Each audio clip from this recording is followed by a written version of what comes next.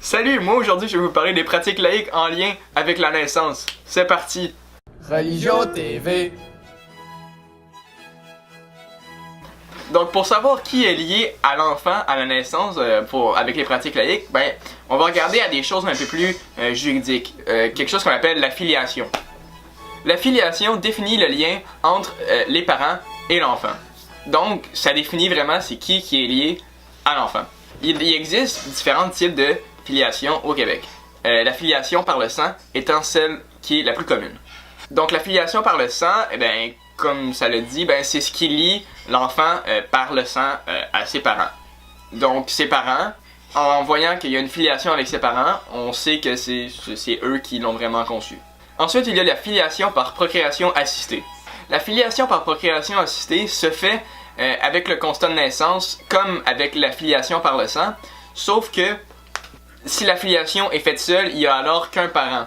Celui qui a donné son sperme ou celle qui a donné son ovule aux parents qui veulent avoir un enfant n'a pas droit de revendiquer la paternité ou la maternité d'un enfant. Ensuite, il y a la filiation par adoption. La filiation par adoption fait en sorte que l'enfant ne fait plus partie de sa famille d'origine.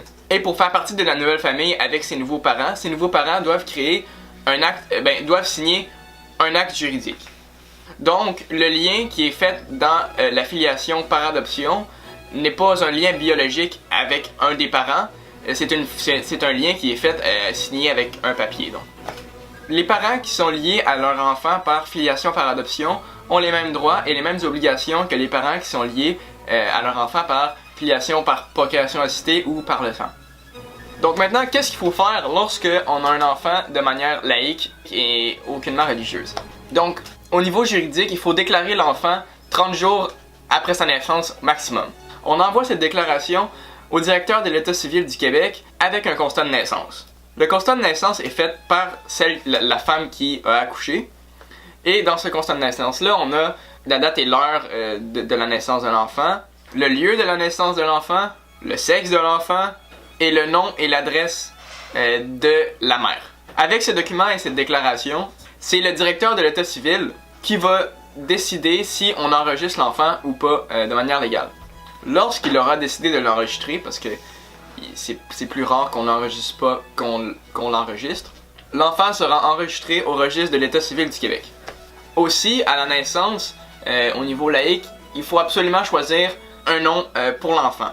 On choisit son nom de famille, son prénom ou ses prénoms. Et lorsque les deux parents ont deux noms composés, il faut en choisir, si on veut se faire un nouveau nom de famille avec ça, on peut pas prendre les deux noms composés pour faire 4 noms de famille, il faut en prendre 2 de chaque.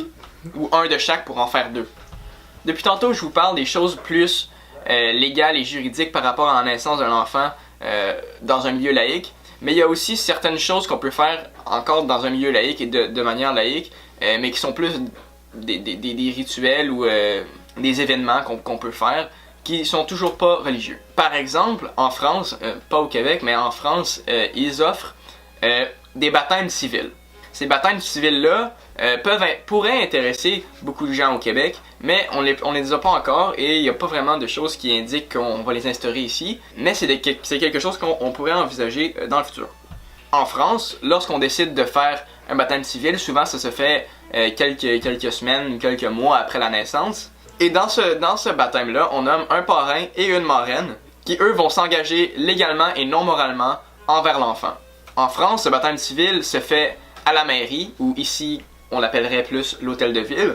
Et ce baptême-là se fait en présence du maire et du parrain et de la marraine.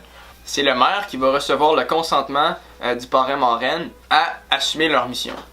L'idée d'un baptême civil au Québec est très intéressante, même si on l'a pas encore, et peut-être qu'on l'aura jamais, mais peut-être qu'un jour on pourrait l'avoir. Mais c'est intéressant parce que depuis plusieurs décennies, la religion catholique est comme ancrée dans notre culture, et les gens sont habitués justement d'aller faire baptiser leur enfant après la naissance, parce que c'est quelque chose qui est dans notre culture. Mais lorsqu'on arrive au niveau laïque, il n'y a pas vraiment de trucs comme ça, de baptême comme ça, donc il n'y a pas vraiment de cérémonie. Et puisque c'est ancré dans notre culture, les gens, certaines personnes aiment avoir ce genre de cérémonie-là, mais sont athées ou sont laïcs, donc ils n'ont pas de cérémonie comme ça pour comme apaiser leur désir d'avoir une cérémonie. Donc le baptême civil serait quelque chose qui serait à envisager pour ces personnes-là parce que ça leur donne la chance de justement avoir une cérémonie, mais tout en restant laïque. Encore là, on parle du baptême civil en France, mais plus qu'au Québec, on l'a pas. On a quand même certaines cérémonies ou certaines fêtes qu'on peut faire pour célébrer la naissance de l'enfant tout en restant laïque. Et ça, ben, ces fêtes-là, ça va selon ce que les parents veulent. Parce que souvent, parce qu'il n'y a aucune obligation, puisque c'est laïque, il n'y a aucun rite religieux à faire qui est obligé, puisque personne ne fait partie de la religion, vous comprenez, puisque c'est laïque, ben, il n'y a rien à faire théoriquement.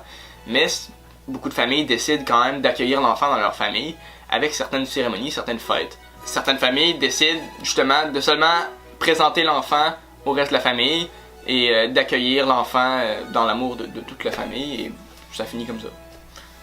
Puisque ces cérémonies-là et ces baptêmes civils-là ne sont pas liés à des rituels religieux qu'il faut absolument faire, il n'y a pas vraiment d'intervalle de temps pour les faire, justement, ça dépend des familles. Justement, on peut faire ça à n'importe quel moment dans la vie du bébé, mais souvent on voit ça quelques semaines, quelques mois après la naissance, puisque accueillir un bébé lorsqu'il a 3 ans, ça marche moins que si on voulait accueillir un bébé quand il y a 3 mois, par exemple.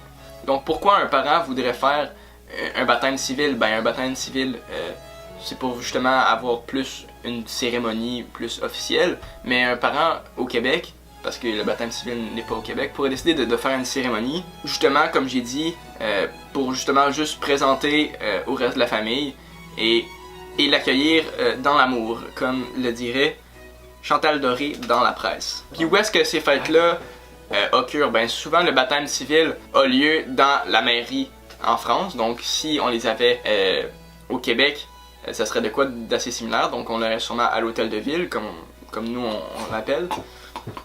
Mais pour ce qui est des fêtes que beaucoup de familles font aujourd'hui, qui sont laïques, on peut faire ça où on veut parce que justement ce sont tous des fêtes uniques, donc ça varie de famille en famille. Donc ça peut être une salle communautaire, comme ça peut être une maison, comme ça peut être n'importe quoi. Voilà ce qui conclut ma capsule vidéo sur les célébrations de la naissance lorsqu'on est dans une famille laïque. Salut!